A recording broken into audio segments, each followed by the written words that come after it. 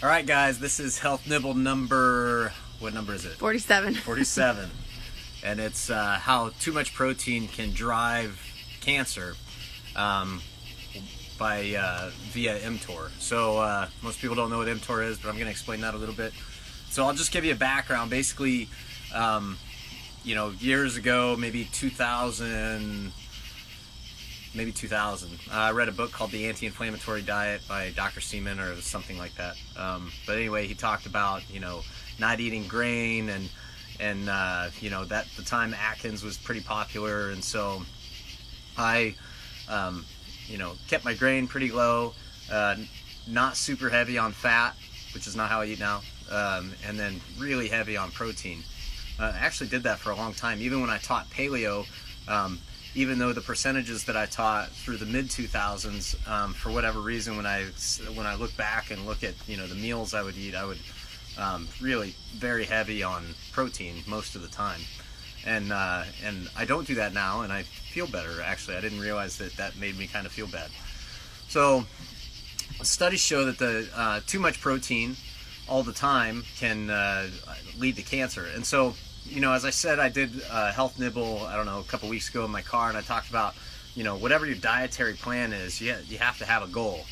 And so this mTOR pathway, when you eat a bunch of protein, it signals this mTOR, and what that does, that's really good for cell growth, cell division, even some repair mechanisms. But the problem is it causes you to age. So this cell growth and cell division is equivalent to aging, and actually studies show really strongly that too much protein all the time, triggering this pathway, chronically triggering this pathway, leads to cancer. So bodybuilders and people that are really into fitness really know this pathway well, and if they're doing it in a healthy way, they're stimulating this pathway. And everybody has a different strategy, and I can't cover all that stuff now, and nor do I know all of those strategies, but stimulate that for growth. And then what we recommend is going through stages of fasting and moving into ketosis, because then you have autophagy, where the body will go gobble up all the damaged cells. But anyway, this mTOR pathway, if it's stimulated all the time, will lead to cancer. And so the rule of thumb, if you're just looking to be healthy, the rule of thumb is the number of grams would be half your lean body weight. So if my lean body weight was, I don't know, I walk around about 175, so if my lean body weight was like 165, then it would be, let's say, like 80 grams of protein. And then if I'm active all the time, you can add another 25% or so, but that keeps you under the risk zone. But when you're eating protein all the time, trying to stay in ketosis, so people do that.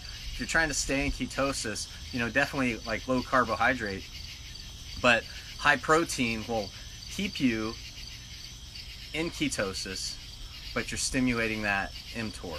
So, which is, from a health standpoint, is not what you want. So, you're better off eating good fats, as we've talked about before. So, that's the rule of thumb. Half your body weight in grams of protein will keep you pretty safe if you're active.